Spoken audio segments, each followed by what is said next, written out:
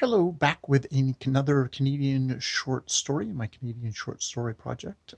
This is me talking about stories that were curated by Kevin Hardcastle, 73 Canadian short stories to read while we're sheltering in place during the pandemic or continuing to work while we're at the pandemic. But I'm going through these stories. This week We Walked on Water by Eliza Robertson. And this is kind of it's one of these interesting things. So this isn't like a short story collection that's like official. He's just made a list, but it's interesting how this and A Song for Robin kind of sit next together, and how I think the Song for Robin I complained about basically sort of I felt like it was telling me too much, doing too much of my thinking for me.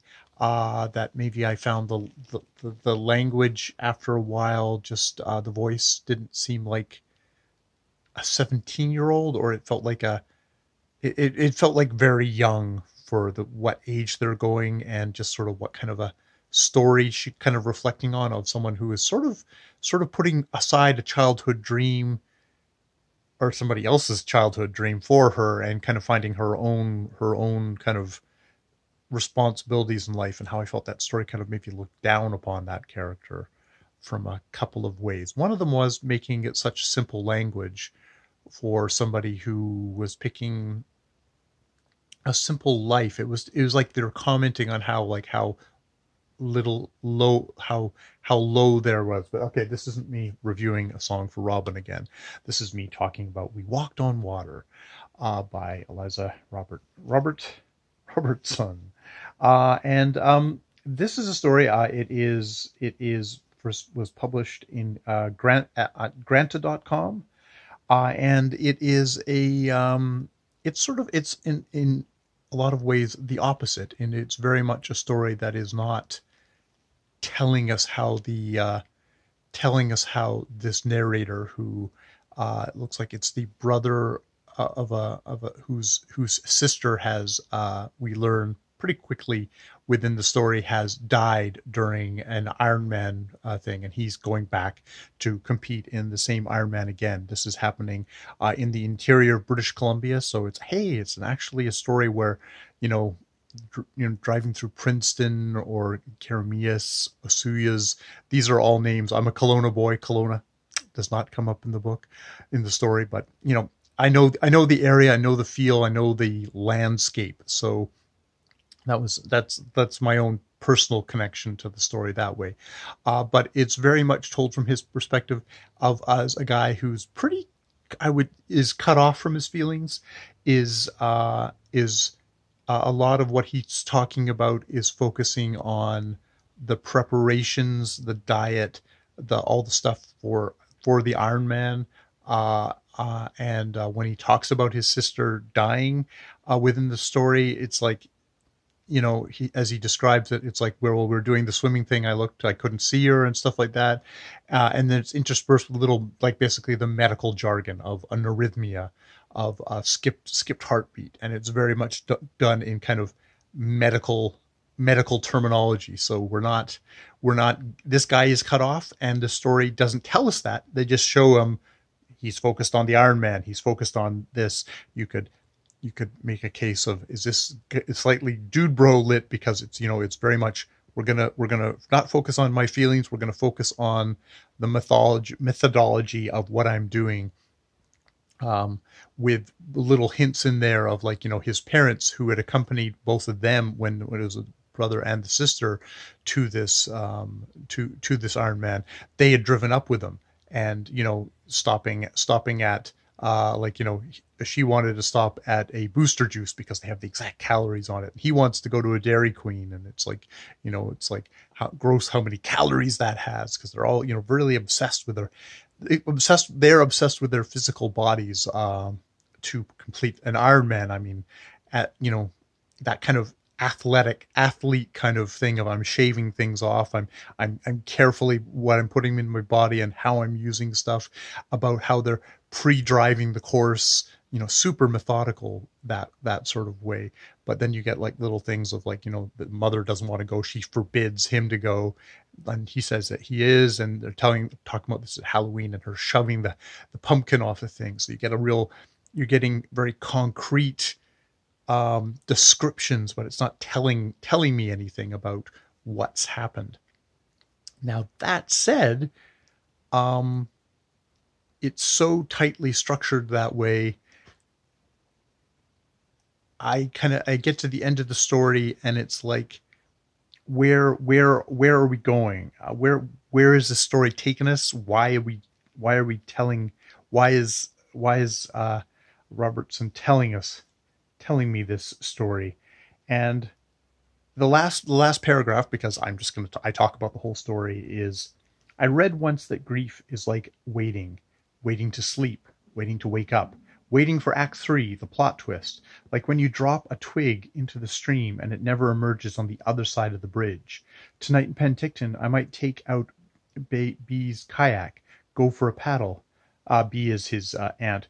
Liv, his sister, and I rode the swim course last year with a thermos of hot chocolate and a box of Ritz crackers, our boombox, the Beach Boys, and 60 batteries. There's that list, that bro dude list thing.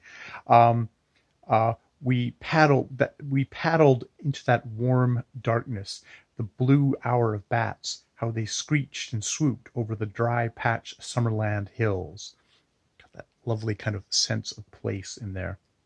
Liv laid her oars across the cockpit, combing and shutting. Liv laid her oar across the cockpit, combing, and shut her eyes. I continued to row.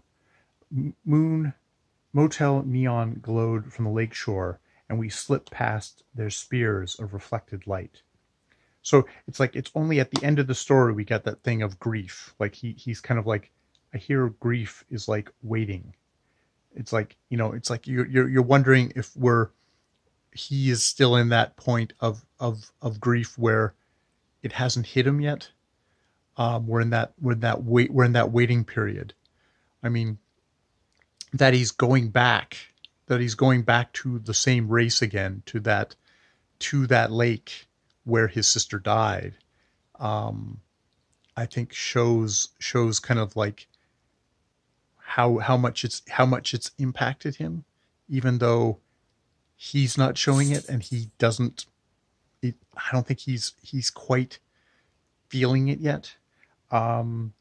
It's a good paragraph where just like we get the specificity of that place, of those bats, of the we paddled into that warm darkness, the blue hour of bats, how they screeched and swooped over the dry patch Summerland hills. And I can totally see, it's like Summerland is like kind of there's that semi-desert thing happening in Summerland, and the dry patched hills. It's like, that's great stuff. And so it's one of those it's one of those short stories that it's like, oh, okay, I read it and nothing happened in it kind of stories. But it's one of those stories that nothing happens in, but yet it's sort of all just sort of pregnant in it. I think it's, the more I think about it, the more it kind of resonates at me, because I think when I first finished it, I was like, oh, okay, yeah, so what? But I think I sort of admire that it didn't do and then he broke down and cried. It's like, no, that would have robbed it of that power, of that coming maybe right up to a moment of his grief. He's waiting for his grief. It's like he's waiting. It's like he's waiting for his sister. There's an absence there, which really gets. It's all around the edges for you to notice, but it's not plunked. It's not split in the middle of the story. That's what a Song for Robin. I felt like it splitted its subject right in the middle of the story, and I reacted against that. This is the opposite of that. Yeah, I mean, it does what I'm calling like bro lit. There's definitely this thing of bro lit, of making lists and kind of methodology, and we're gonna focus on work because we're men, and we focus on work.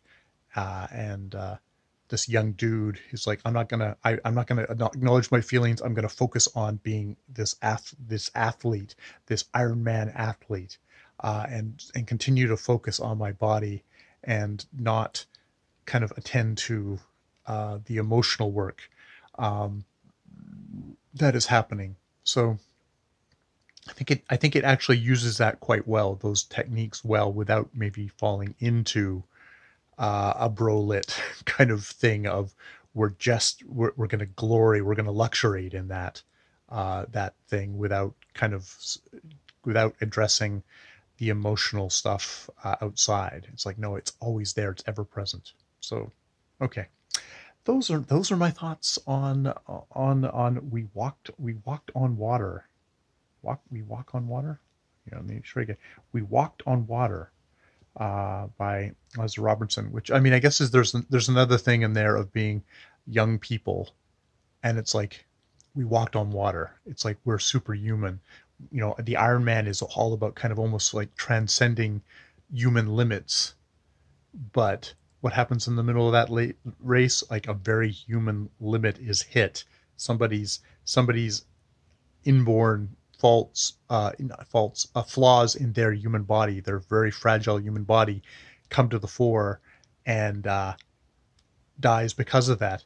And like that's a part of it's like your sister, it's like your genetics, like that's in you as well. So there's a thing there of we walked on water, and then she drowns in water, and I'm left alive, but maybe much more now aware of, this is like, you get the sense this is probably the first person close to them that has died, and like how that affects how you walk through the world. Of suddenly you go, oh, death applies to me as well, which is a powerful thing. So yeah, I guess I really like that story. I was kind of, but you know what? When you actually think about things and reflect about things, you can suddenly they can either diminish or they can suddenly grow, and this is definitely grown for me. All right, more videos later.